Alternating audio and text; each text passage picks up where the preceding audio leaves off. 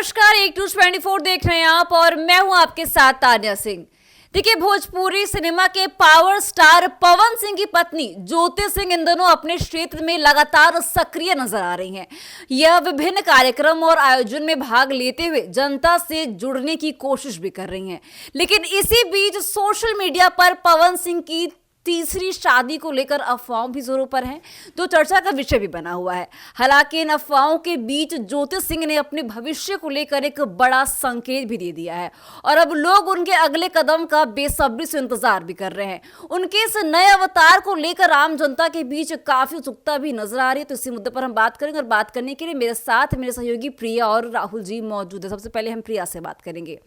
प्रिया, देखिए, जिस तरह से ज्योति सिंह काफी ज्यादा एक्टिव नजर आ रही हैं इन दिनों, बता दें कि लगातार उनकी खबरें आ रही हैं कि ज्योति सिंह का राजनीति में एक नई एंट्री यानी कि ऐतिहासिक एंट्री होने वाली है। क्या बोलेंगे आप इस पे? देखिए, ज्योति सिंह अभी इन दिनों काफी चर्चे में बनी है क्योंकि बिहार विधानसभा चुनाव नजदीक है। इस बीच लोकसभा चुनाव में जहां उनके पति पवन सिंह ने अपना जलवा बिखेरा था, काराकाट से उन्होंने जीत हासिल करने की एक मुहिम और काफी बड़ी संलग्नता दिखाई थी, लेकिन इसके बाद वहां से वो जीत हासिल नहीं कर पाए। लेकिन चर्चाएं अभी से भी बनी हुई है। उस बीच ज्योति सिंह पवन सिंह के लिए दर दर जाके वोट मांगे। एक पत्नी व्रता के रूप में उन्होंने हर एक वो कार्य किया जो उन्हें करना चाहिए था। लेकिन जैसे लोकसभा परिणाम आया उसके बाद पवन सिंह को भी झटका लगा और ज्योति सिंह को भी झटका लगा। फर्क बस इतना था कि पवन सिंह को झटका चुनावी परिणाम से लगा है और ज्योति सिंह को झटका उनके पति से ही लगा है। यानी कि उनके पति ने चुनावी परिणाम के बाद ज्योति सिंह से अलगाव कर लिया, अनदेखा करना शुरू कर दिया और ये सब तमाम चीजें सोशल मीडिया के साथ साथ प्रवाह की तरह होने लगी। लेकिन इस बीच जैसे बिहार विधानसभा चुनाव था, इस बीच लोकसभा चुनाव की परिणाम के बाद से लोगों की ये बड़ी क्यासें और बाजारें लग चुकी थी कि ज्योति सिंह चुनावी मैदान में उतरेंगी। और यही अभी देखने को मिल रहा है, जहां ज्योति सिंह काराकाट की जनता से मुलाकात करने जाती हैं, बड़ी बड़ी बातें करती नजर आती हैं, बेटी के तौर पर खुद को प्रस्तुत करती हैं, जो कई मामले में ये समक्ष और बातें रखता है कि ज्योति सिंह 2025 का ये चुनाव अपने पाले में लेने वाली हैं, लोगों को आकर्षित करती नजर आ रही हैं। इस बीच आपको याद है कि हमने कुछ दिन पहले भी लगातार ये बातें एक न्यूज़ 24 पर रखा कि ज्योति सिंह काराकाट जाती है, कभी ज्योति सिंह गढ़ नोखा पहुंचती हैं, यानी काराकाट की जो क्षेत्र है वहां पे जाती हैं और लोगों से मुलाकात करती हैं। ये खुद में एक बड़ी बात हो जाती है। लेकिन इस बीच ज्योति सिंह का चुनावी में हिस्सेदारी दिखाना तय हो गया है और कहा जाता है ना कि जब भी लोग शुभ कार्य करने जाते हैं तो भगवान के दर जाकर एक बार माथा जरूर टेकते हैं और वही ज्योति सिंह अभी माथे टेकने जा रही हैं। कहा जाए तो कई ऐसी जगहों पर वो मंदिर पूजा अर्चना करती नजर आई, जहां उन्हें चुनरी उड़ा करके ये बातें रखी जा रही है कि जीत की ये चुनरी है। जी राहुल जी, राजनीति में हलचल होना कोई नई बात नहीं है, लेकिन इसी बीच पावर स्टार की पत्नी ज्योति सिंह का राजनीति में एंट्री एक बड़ा बात कर देता है। लेकिन जिस तरह से ज्योति सिंह ने आने वाले विधानसभा चुनाव में अपनी जीतने की इच्छा जताई है, इस पर क्या बोलेंगे आप?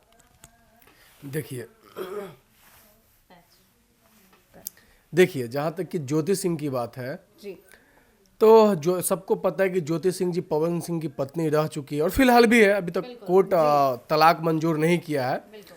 जब वो अपने पति के लिए वोट मांग सकती है तो अपने लिए क्यों नहीं मांग सकती है? और देखिए, नारी को जो कमजोर समझता है, जो लोग औरत को कमजोर समझने की भूल करता है, ये सबसे बड़ा गलती है। ऐसा कभी नहीं करना चाहिए, क्योंकि जब नारी शक्ति अपने आप पे आ जाएगी ना तो फिर सामने कौन है किसी को पता नहीं रहता है। ये वही ज्योति सिंह है कि एक तो चुनाव से पहले पवन सिंह जी इनको इग्नोर किए हुए थे। जैसे ही चुनाव आया, पवन सिंह जी एक्टिव हो गए, अपनी पत्नी को भी एक्टिव कर दिए।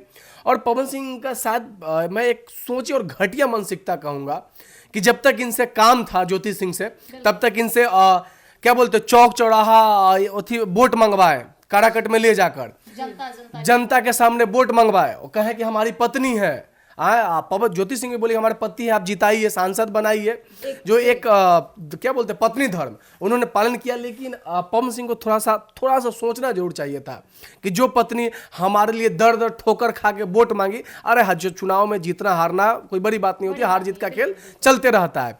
लेकिन एक औरत जब आपके लिए इतना कुछ कर दिया, जैसे ही चुनाव खत्म हुआ आप इग्नोर कर दिए। आपको कम से कम कुछ नहीं करना चाहिए था, एक पत्नी बना के शांति से घर में रखना चाहिए था। वो आपसे ज्यादा कुछ थोड़ी मांग रही थी, कुछ मांग रही थी, मतलब मीडिया में आके बयान दिए। इसके जगह एक चीज जान लीजिए तान्या जी, अगर ज्योति सिंह की जगह कोई दूसरा औरत रहती ना तो पवन सिंह का क्या बोलते हैं कि नहीं होता है पूरा पोल पट्टा खोल देना, सारा खोल के रख देती। जी राहुल जी। वो एक ज्योति सिंह है जो मान मर्यादा वो अभी भी नहीं चाहती है कि कुछ पवन सिंह को हो। वो अभी भी इसी आस में बैठी हुई है कि अगर भविष्य में क्या पता फिर पवन सिंह का माइंड फिरे, वो फिर आए हमारे पास, उस आस में बैठी हुई है। लेकिन पवन सिंह का कहे कि एक स्टार्डम है, लेकिन घटिया सोच वाले लोग हैं ये। स्टार बनना कोई बड़ी बात नहीं होती है, धन पैसा कमाना कोई बड़ी बात नहीं होती है, लेकिन आपके पब्लिक के बीच में अगर मान मर्यादा इज्जत सम्मान नहीं है तो वो स्टारडम, वो पैसा किसी काम का नहीं होता है। अगर आप एक औरत को सही से इज्जत नहीं दे पा रहे तो वो धन दौलत किसी काम का नहीं होता। और सुनिए, ज्योति सिंह की बात करिए, ज्योति सिंह तो वो नारी है कि शायद पवन सिंह को भविष्य में खोजने पे भी ना मिले, वैसी औरत खोजने पे भी नहीं मिल पाएगी। अपने बर्थडे के दिन गरीबों के बीच जाना, अपने बर्थडे के दिन, अपने जन्मदिन के बीच मंदिरों में जाना। अब देखिएगा कुछ दिन पहले वो पलामू के बड़ाही धाम पहुंचे हैं, जी बिल्कुल। वो आशीर्वाद लिए, जो पूरा होता है पूजा पाठ मनोकामना किए। अब देखिए चुनाव की बात है, तो चुनाव में आना आपने सही बोला कोई बड़ी बात नहीं होती, लेकिन आने का अधिकार सबको रहता है।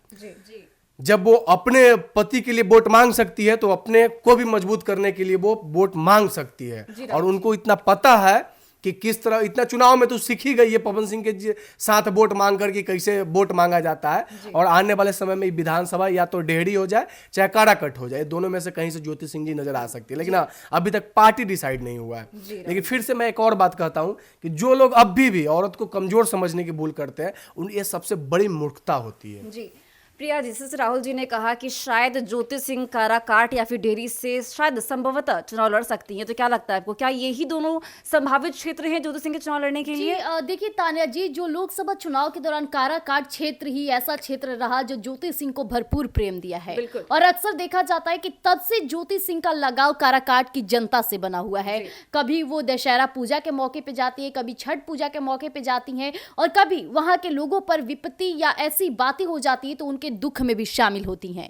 यानी ये साफ तौर पे जाहिर कर रहा है कि ज्योति सिंह काराकाट की जनता से उनका जो लगाव है। और कई बार वो कहती है कि मुझे भले ही मेरे पति को वहां से नहीं जीत हासिल मिली, लेकिन मुझे जो प्रेम मिला है मैं काराकाट की जनता के लिए बनी रहूंगी। तो अगर वो दूसरे संसदीय क्षेत्र और दूसरे जगहों को चुनती हैं तो हो सकता है कि उन्हें वहां उतना प्रेम ना मिले जितना उन्हें काराकाट में मिलता है।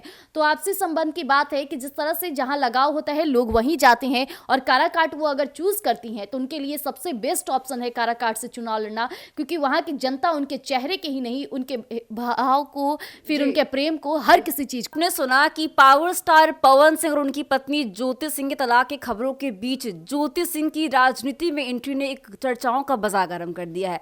लेकिन इसी बीच ज्योति सिंह की धार्मिक यात्रा ने उनके फैंस का ध्यान भी काफी ज्यादा आकर्षित किया है।